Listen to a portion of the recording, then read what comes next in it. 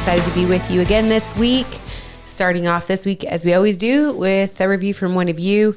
Thank you again for those of you guys who have been leaving reviews both on Apple Podcasts and comments on Spotify. We're trying to make sure we get to those as well. It's been really helpful. And for those of you who are commenting on YouTube, we love to see those things. If you are not on YouTube and you're listening, we would encourage you guys to subscribe so you can see all Brad's facial expressions along the way. This one is a comment on Spotify. It says, "Thank you, Brad and Lisa. This is on our episode talking about how change is inevitable." It says, "This is one of the lessons I needed to learn in this time. And I thank God that I bumped into your page, listening all the way from Kenya." Wow. Which is way cool. That's super cool. Yeah, that's really awesome. And it's Boom, so we're international. Yeah, international. Here's the deal. It is so cool because, you know, the podcast world and social media and all these things open up that avenue for us to make connections that we never, ever would have ever made. Like one of our first couples we coached was from South Africa. Yeah. Awesome couple. Awesome couple. Yeah. We still get to hear from them on occasion, even now. And it's really cool. Like those kind of connections. Maybe one day, maybe we'll go and visit. That'd be cool. Be ready, guys. We're going to come visit Go you. on safari. There you go. All right. So today's topic has been another one that I think has come up a lot in coaching and in life. And it's been kind of specifically in my coaching one-on-one with women has been something that's come up quite a bit. And it's the aspect of assessment. I always love to just look at Brad after that just to see if he'll just drop a knowledge bomb immediately in this process. He's like, no. No, Not yet. Okay, so assessment. I think this is a huge, important tool that is often ignored and or not utilized well all through our life. Like I just think it's one of those things that, like when you and I were dating, I didn't, I guess, properly evaluate like what I was thinking about. Like I didn't have the wherewithal to think, oh, I should be assessing this in a way of, okay, is this my potential marriage relationship? Yeah. You know, I just didn't have the wherewithal to do that. No, I mean, I absolutely What was your intention? Why in the dating relationship? Why you say that? Because I'm just thinking of Brad. When I met you, we were 19. 19? Yeah, we had really just turned 19, both of us. Yeah, freshman year in college. Yeah. Okay. And I really did just think you were so cocky, and you were. But I mean, it's just, you know, when I think about that time in our life and something we've encouraged our kids to do is to not skip assessment, right? You don't skip assessment. I mean, I think like for me, I did everything, you know, not even backwards. I just did it wrong because I never like dated intentionally. I mean, I intentionally dated, but not dated with intentionality. With intentionality behind it, right? You know, I was just like, oh, like, I have a girlfriend or whatever. You know, it was never something where I was like, oh, this is, you know, the girl I'm going to marry. Or if she was too crazy, it's not the girl that I want to be with. And so I wasn't thinking like, I have to break this off now. You know, this different thought process. I mean, it really was. When I was it wasn't a different thought process when I was growing up. It was the way I viewed. Right. I was just dating. Yeah. Like it was like, oh, and then literally no thought of, oh, I want to marry this girl. I'm going to go ask this girl out because I could see her being my potential wife. Like, for a future spouse. Yeah. Nothing like that. Yeah, really. And that's not good. No, it's not. That's not good at all. If you are listening and you are dating right now or in that stage of, you know, hey, I haven't chosen a spouse yet. I just please tune in. Like there are people that listen that that are not married yet, which I think is the coolest thing because it prepares you. But assessment phase, please do not skip it. No. So, because I had heard of, when I was growing up, I had heard of like the whole, what is that, that one book? It's old, you know, like, I can't remember who even wrote it. It was, you know, it was a famous book where it was basically like, don't date. Yeah, I don't even know how old that book is, but is it not that old? There is a book, and I don't know the title of it right now, but it was like, don't date, right? And I never understood that. It wasn't like I was trying to, you know, test drive, you know, before I bought or anything like that at all. Well, you know how, like, because that's what people do. Yeah, culture is like, you better make sure that you're compatible on every, you know, all levels and all this stuff. And I never did that, but I was like, well, then how do you know, like, the one you want to be with? Like, how do you understand that? And then with some close friends of ours, because, you know, our kids are growing up, or they're, you know, grown a couple of them, but as they were growing up, it was like, okay, this dating world, how do we do this? How do we figure this out? What's going on? And there was this two extremes of like, date everybody, you know, and don't date anyone. And to me, I was like, I just don't get this. Like, I don't understand this.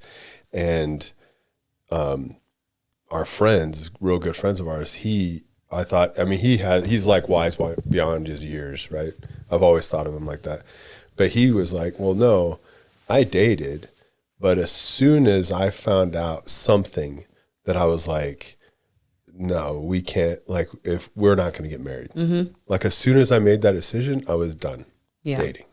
And we talked about it, and I left, like, broke up with her, whatever it was. But he was like, no, I did date. I didn't date a ton of people, because you're, again, dating with intentionality. But as soon as I found out that that was not the girl I wanted to be with for the rest of my life, I was done. Yeah. You know, and I think I thought that was the healthy balance. Yeah. Well, I mean, what happens is, and there's so many people who are married now, right? You're married for a period of time, and you look back and you recognize all the areas of assessment that you just ignored, skipped over, right? It's like, okay, I thought that their family would have no impact on my marriage. That's a no, by the way. Or I thought the way that they were raised would not impact the way that they communicate with me. Or, you know, you can go down the list, right, of all of I thought their past dating relationship would not have an impact. I thought their past sexual experiences would not have an impact on our dating. Like, for some reason, we just like to think that we will be the exception to every rule.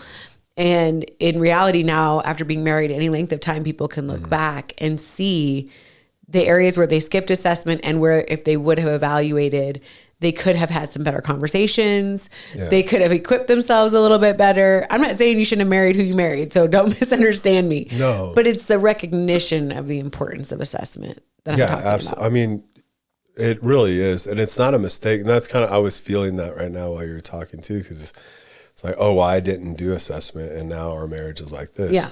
You can always, you know, it goes back to there's not that one for you, right? You know, I'm sorry to break people's hearts. Sorry. What? Disney ruined me. Yeah, right. Like, and that never made sense to me either, because I'm, you know, thinking about like, okay, well, what if that one got a divorce, and now, you know, it's just like one person screwed up. Now we're all screwed up. Right? Yeah.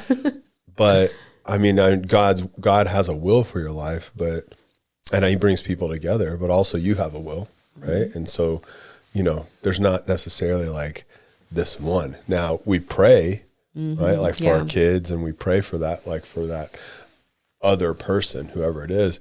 But if you skipped assessment phase, it doesn't mean that your marriage is horrible. Yeah. Because even if you did assessment, that doesn't mean your marriage is good. Yeah.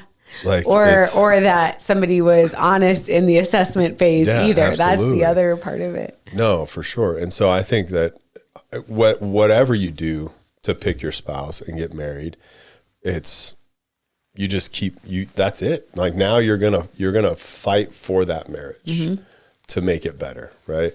I was just, and I know you'll have examples of assessment, but I was just thinking, this is what we do. So I'll say this first. Like, we did get one comment where people were like, why is he, this one person, right? Why is he always talking about work? Like, this is a marriage podcast. Well, it's our life, right? And this is not actually our full-time job in any way, shape, or form. No. Brad has a full-time job. This is just a ministry that. Yeah, but it's life experiences. Yeah. And I think that there's a huge parallel for sure with a lot of stuff, and I think you could draw that into really a lot of different careers, but this is the one I'm in. Yeah. Right. And we have a heart for the first responder world because of that, for sure. But every year we do a selection assessment to bring guys on our team every single year. They used to do 2 a year, which I've been running them now. I can't imagine doing 2 of these a year, but they do 1 a year, and it is an assessment. And at the end of that assessment, we select or non-select who moves on. And there's so many facets of that happen where you're selecting character, integrity, all these different. I don't want to go into like the list of things that we look for selecting people or for assessing them. But as we're doing that, we get to the end and we're looking at their files and, seeing what their friends say about them, right? Like paralleling this, right? Like seeing what their friends say about them, what their other instructors say about them, what, this sphere of people they've been around for this time, what do they say about him when he can't peacock in front of us? Under pressure, yeah. Yeah, when he's by himself, like, what does he say about himself? Like, how's he talk about himself? And then seeing performance of what he's doing while we're assessing him, like different things. And you get to the end and there's always people, there's a lot that get selected, there's a lot that get non-selected. Yeah. And they move on. And that's not saying that they're a bad person at all.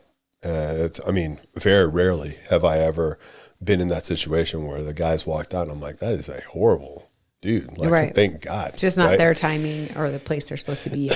Exactly. And so even assessment for me, and it's fast forwarding to where I'm at now, it's not a thing where it's cruel. It's a decision making process, right? And so you need to realize that you're picking someone for the rest of your life, right? That should be the case. Yeah. Right? You're not. If you're in the dating world, think about it that way. Yeah, you're picking someone for the rest of your life, and so your assessment should be done should be very, I don't know. Have a process. Have a process with it, and then don't be worried about feelings when it's like, this isn't going to work out. Right. I've sat across grown men that have trained and given it their all. I mean, literally left everything on the floor and given their all. And you tell them, like, you were not selected. Across grown men, you see them, teary-eyed and like, well, why wasn't I selected? And it was like, you didn't meet our attributes that we need. I don't go into specifics, but it's I'm just thinking of how this would correlate in a dating relationship. If someone's across you have not met the attributes needed in this relationship, so you're out. Yeah. You may want to use more emotion than that. Yeah, but what I'm saying is, I kind of equate it. You're wasting everyone's time. Yeah, That's giving really and getting is. scars is what's happening. Yeah, and it's really a waste of time. And so, once you know that someone needs to be out of your life in that realm, don't continue to invest. Yeah. Don't invest in that way. Right. Right. Maybe you end up being friends, whatever, but you don't invest in that way anymore. You move on, and that helps the other person as well. Like this is, you know what? I see that about myself, or I see that about you. And, that's not something. And so then you learn from that, and then you continue with assessment. Even the people that we select, right? They move on to another phase later. During that phase, what are we doing? Assessing them. Yeah, so that's what I was going to ask you about. Okay, so we would pray, and if you are listening, that you begin to develop the assessment aspect of the relationship. But you're married. Most people listening are married already. And so how do you feel like assessment continues in your marriage relationship? So first, or should. The biggest thing is you don't walk away now, right? So you should be continually assessing. your spouse and learning from them. And yourself. And yourself. And I would say yourself first. Yes, I agree. And then your spouse. Yeah, because you're no longer in the assessment to walk away phase. No, that's what I'm saying. Like there's no like, well, you know what? We've given it a good 3 years. Like I've been assessing the situation. I don't like it. I've assessed you now and I've decided you're a no. Yeah, you can't do that.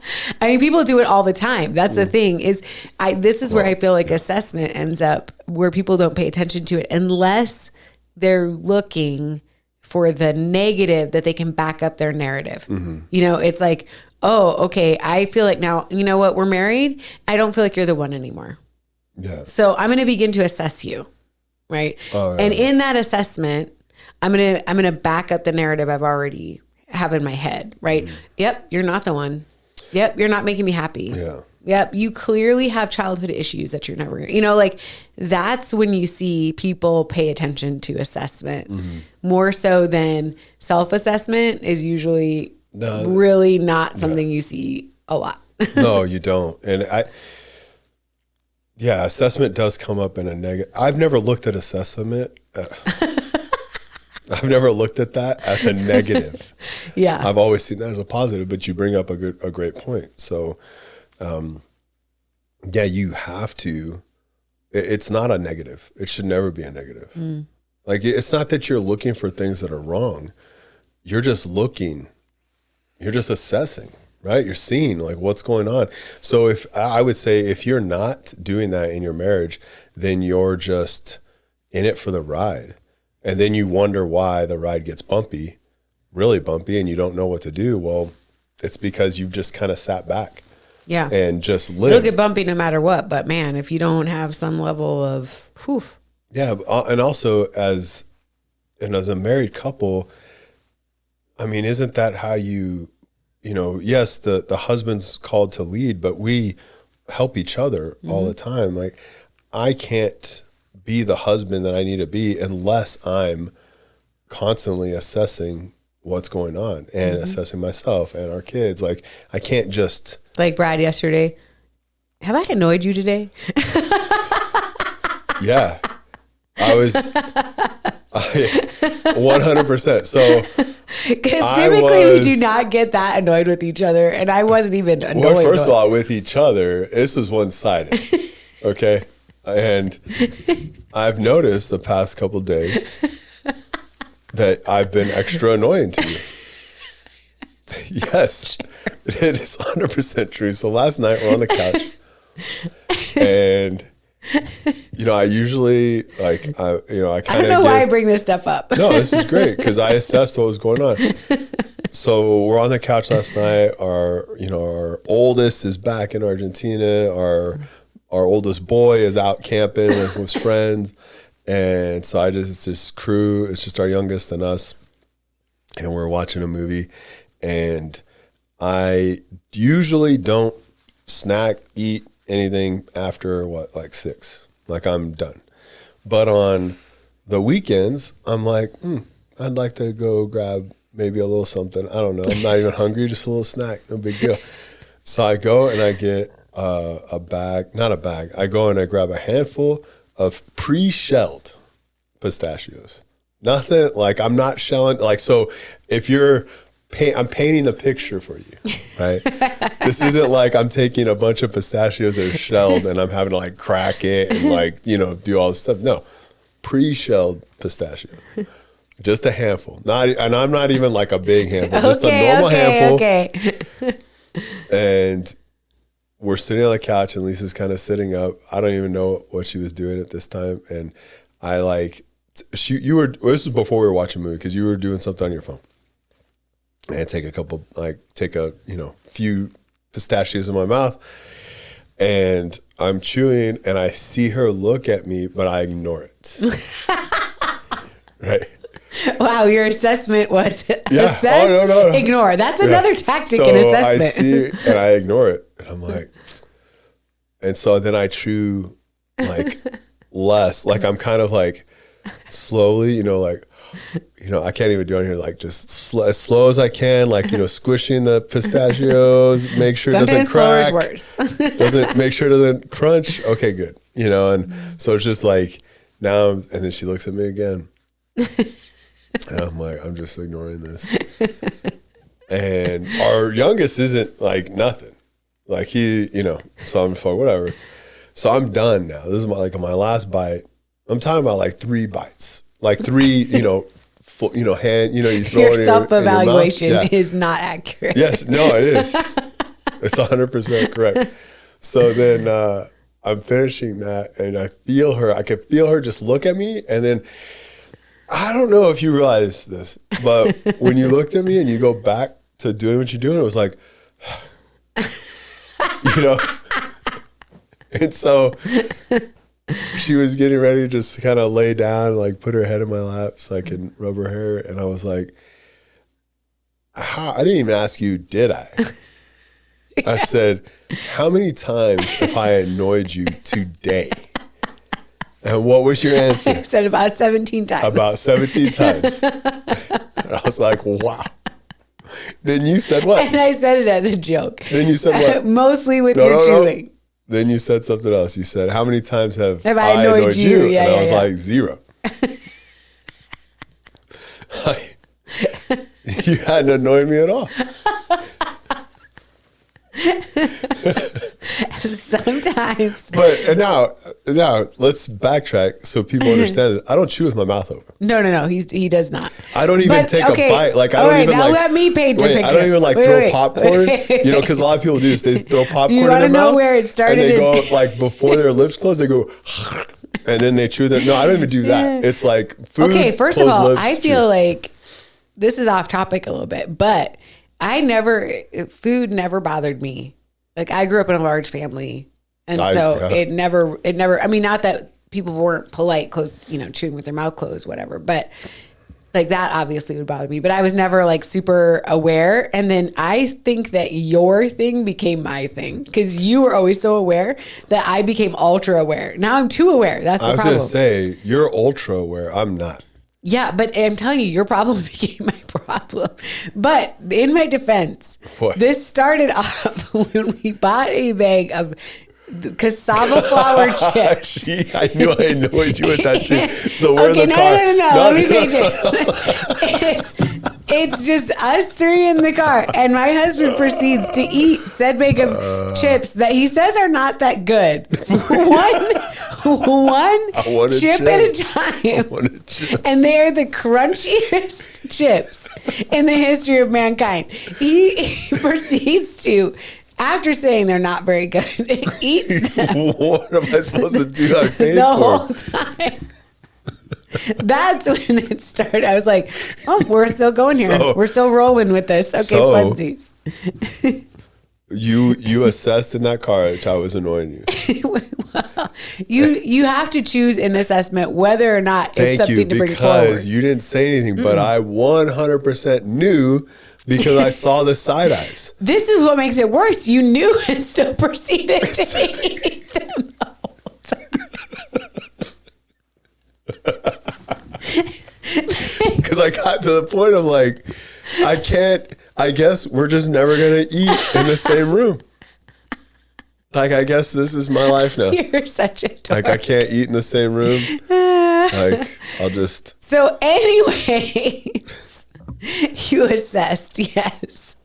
And it was kind of a joke. Like, we laughed about it, but well, of course, I usually laugh. Yeah. When you say this. And I would say, like, this is an important lesson in assessment because I think even when you say something, it like makes it funny, right? Like we choose to look at things with a lot of humor, but even in that, like me recognizing like I'm just a little bit more agitated in general right now than I normally am.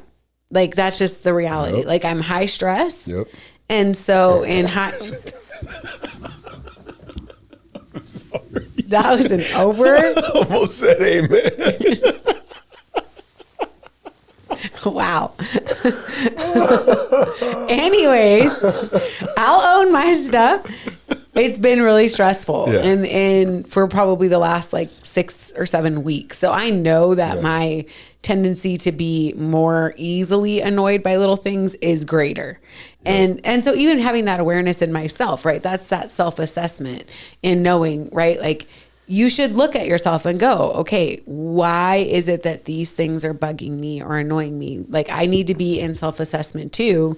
And even in that choosing like, and this is not the time, like it's ridiculous. I don't need to say anything, right? Because I'm just in general a little bit more annoyed. And that's not who I am. And that's really not the situation, right? A lot of times these things end up being the little stuff that's just a reflection of a much larger picture. And we have to be careful in assessment that we pay attention to the big picture and not just the little annoyances along the way. That's what I was going to tell you. Yeah, it's, I mean, yes, chewing, like I think that is an actual thing. Yeah, like no, there is like a whole diagnosed thing. And I get it. I 100% get it. But that's usually not a thing as far as like both of us, like, hey, could you calm down on crunching right now? Like whatever. Calm down crunching. But you have been stressed out a lot lately. And so understanding and recognizing that. So, I mean, I think that. Not amening when someone says. I didn't know you had realized that yourself. Wow. What? Not in a mean way. I just didn't know if like you're like, Wow. So, the things that come out on the podcast. But I was like, I don't want to point this out to you, but I've noticed. No, I mean, it's been a stressful few months, right? Yeah. It's just the way it is.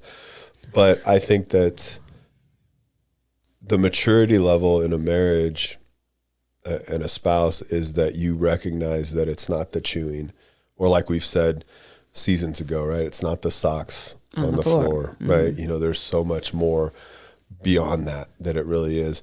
I know that I've gotten home a few times and it's been, a little bit more stressful day at work, stuff I've had to deal with or continually dealing with, even when I get home, constant phone calls and stuff like that. And I've been short and I recognize it right away, and I'm very, I don't know, I could ask you, I guess. I'm very quick to apologize and recognize that because I understand, like, it's not, like, you're not annoying me. The boys aren't annoying me. Nothing's annoying me. Company's not annoying me. Whatever it is, nothing's annoying me. It's just been a long day. And I'm trying not to. That's so important to even say out loud, because I think if you don't recognize like the other stressors that are impacting aspects of your marriage, then what happens is we start making assumptions, and in assumptions, it's like, well, I guess I'm the problem, or I guess like it ends up also leading you to places that you don't want to go. And so the self-assessment and self-ownership is a really big aspect of a marriage maturing and getting healthy. And I would argue that assessment needs to be a constant aspect of your marriage. Yeah, it should never stop. I mean, really, well, you change as a person. You both change together too. Like there's so many, we're not the same people we were when we first got married. No. I mean, we're not the same people we were when, we first moved to El Paso. And you shouldn't be, right? You should always be growing in the right direction. Yeah. Right. But you should always be growing, but you're not the same person.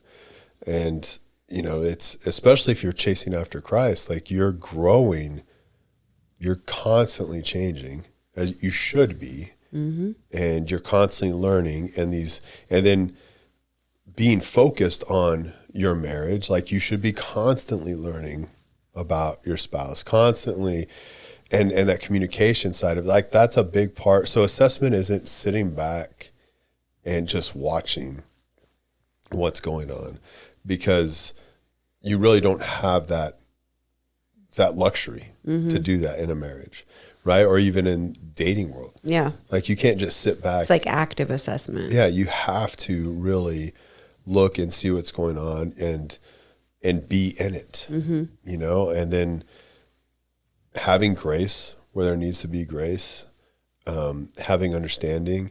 If you feel like, that you didn't do assessment when you were dating. Now you're married, and now there's all these problems. I think that's when you really need to just don't look at the past and be like, okay, well, we assessed wrong, or I didn't do it, and so now I'm just stuck here, and this is how it's going to be for the rest of my life. Like, you have to be willing to, like, strengthen and push each other and grow with each other and communicate. I mean, you can't just assume what's going on. Like, if you're, like, I'm trying to think of an issue in a marriage, right, that could be about assessment. I don't know. Right now, I can't think of anything. Well, you know what changes a lot as you get, as you grow in your marriage, you get older. Like, it's sex, right? Like, the ebbs and flow of the sexual relationship in your marriage changes. Yeah. Right. And it has an impact. It has a huge impact on your marriage, but it changes. But unless you sit there and can talk about it and communicate about it, you're going to always be guessing, what's going to happen as far as, like, is this going to be, a good season? Is this not a good season? This is bad. Are we not going to do this? Yeah. Is this, it's that fracture that can happen in a marriage, and that could quickly dissolve into a lot of other things, right? So this isn't the primary You're like thing. assessing, like, oh, okay, they apparently don't want me anymore. Okay, they apparently, or maybe you're looking at yourself and going, okay, well, I'm not this, or I don't feel this anymore, or I don't have, and so then that assessment moves to assumptions, and that moves to, that's severing. That's a huge part of just constantly assessing where you guys are at. And I think spiritually is another big area that you guys should be always assessing. Like, where are we spiritually? Where am I spiritually? Where is my spouse spiritually? And not that you can own your spouse's spirituality, because you can't, right? But you can definitely be in that place of, like, where do we need to grow as a couple, right? Like, how can we pray together? How can we move in the same direction? It's those kind of things are that growth mindset that help you guys stay on that solid rock when it is the bumpy ride, because it inevitably will be if you haven't already faced that. I think one huge area that I want to talk about with assessment, because a lot of times we're working with couples in some level of crisis, and you can find yourself back in an assessment phase that's almost equivalent to the dating scenario, right? Where a spouse is deciding now whether or not it's worth staying or not staying, right? And it's obviously different because you have this huge amount of history. But what I find happens in this particular phase is one of two things: that you either skip assessment properly or you stay in it too long. That's what I see oftentimes, specifically with my one-on-one coaching with women, is that it's like, okay, you've either decided, like, all right, well, he said this. I'm working individually with women. So in that particular case, he said this. So I'm just gonna believe that that's the case, and just kind of try to skip over this really uncomfortable portion and just try to go right to, like, we're healing, right? And so they just kind of skip it. And it's like, man, you can't ever skip assessment. Yeah. Like, it's so important, but especially in, like, a rebuilding trust element like that, talk is cheap, right? Not that you don't have to say the things, but the reality is that you do have to have the assessment phase of looking to see whether someone is who they say they are, whether someone does what they say they will do. And so assessment phase is super important, and you don't want to skip it. And the other mistake that I see is the assessment phase, like, just staying in it. And I think we see that a lot in couples too. Yeah. I mean, what is that? Is that kind of what you're talking about? Is,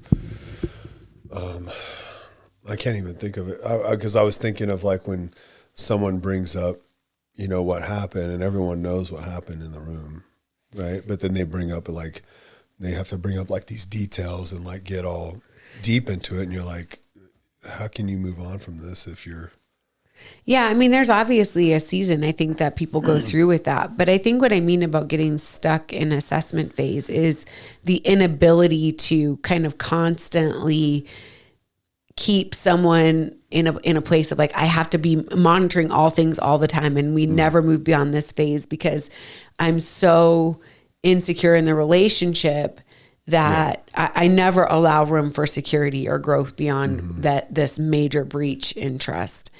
And, you know, the desire for safety is so overwhelming. It's so, it really overpowers every other thing when it comes to trying to rebuild trust. So in that, we often do feel like, okay, well, I'll feel safe if I see this, if I do that for however long. And people end up staying in that and they never feel that hope that we can get over this. Right. They don't feel like the hope that we could heal from this, that it could be better from this, because I'm so scared to kind of move past assessment. There's no growth. Right. And so like even right now for me in the phase of my career I'm in, I'm still being assessed. Yeah. Right. I'm just in a different light.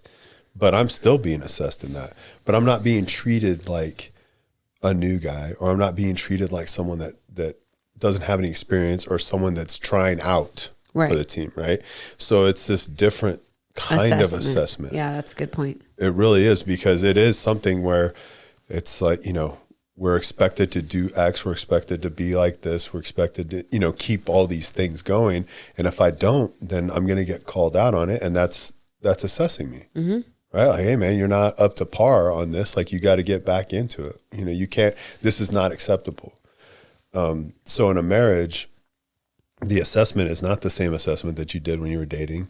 It's not the same assessment you did after your, the crisis, whatever the crisis was. Like, it's not that same assessment. It's different. It's a continuous thing. But if you stay like what you're saying, in this, I can't trust them unless they do X and X and X and X. And that's what I'm assessing them on. And if they don't do that, then, this marriage is a fraud. How can you grow? Like, you want a marriage that looks like this, but you're staying in the marriage that looks like this because you're choosing to, because you're not willing to trust that. Okay. Yes, there's a phase, right? Where, yeah, absolutely. Where, do X, X, and X, and all right, like, this is okay. You're measuring what someone says versus. Yeah, I could see that there's change. I could see that he's willing to do this. She's willing to do this. I could see these things happening, but you can't stay in that. Yeah. Because then basically, I'm like, let's put it in like our, you and me. If we stayed like that, then I'm trying out for a marriage every day, where like it's unsustainable. It's not sustainable. It's not sustainable. Yeah. Right. It's not healthy, like, for either one of us, because all you're doing is waiting for me to make a mistake. You're not waiting for me to succeed. You're waiting for me to make a mistake. And that's all a really I'm doing, good point. for me, all I'm doing is trying not to make a mistake. I'm not trying to succeed. My mental state is, I can't do these things because I don't want to make a mistake. Yeah. And then potentially have this marriage blow up, or potentially get in that argument again, or, all those things that can, tailspin into the whatever it is. Right. But if you're assessing them past that phase, and you're assessing each other, and you're doing this, now I'm working towards a marriage that I want to have. I'm working towards this success. Yeah. I'm working towards a stronger marriage, a greater bond, a safe place that we can both be in. But your spouse can't do that unless you allow them to move out of what you're testing them on, quote unquote, right? And you can't, there's no way you can live there. I've seen marriages live there. Yeah, and 100%. You see them live there, and then they do good for maybe a month. Then you see them again, and it's the same conversation you had 2 months ago. Yeah. Same. Like literally, you can stop. We've had this conversation 2 months ago. Like it's, we've had this conversation 4 months ago. Like we've seen you guys every so often. It's the same conversation because you guys are stuck in the same phase. Yeah. You're not willing to move on from that because one spouse isn't willing to lay something down and the other one's not willing to pick something up. And so then you're just stuck there. Yeah, that's true.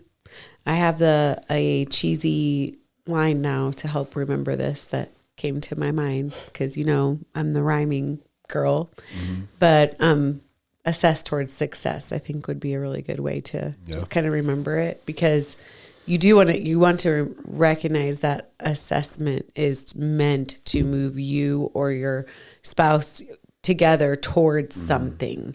And you do want it to be towards success, right? You want to remember that, okay, like we want to succeed in our marriage. Like we want to, like, I'm for you, you're for me. And we want success in that marriage, And showing like what's right or what you expect, and you have to be careful with that because like what you expect might not be right. But assess it. Yeah. Well, and it just goes along with these different phases, right? So what I deal with in my world, right? We do this first phase assessment and we select, non-select people. Those people that are selected, they go to another phase and we assess them during that phase. But during that phase, we're training them and we're showing them, this is how you do these things. This is what you need to do. These are the standards you need to be at. And if you don't meet those and we're assessing you, then you can't move on. But we're not holding their hand to help them with success. We're giving them the tools and then seeing what they do with them and then moving on. And then when they're done with that, now they're on a team. Now they're getting assessed totally differently.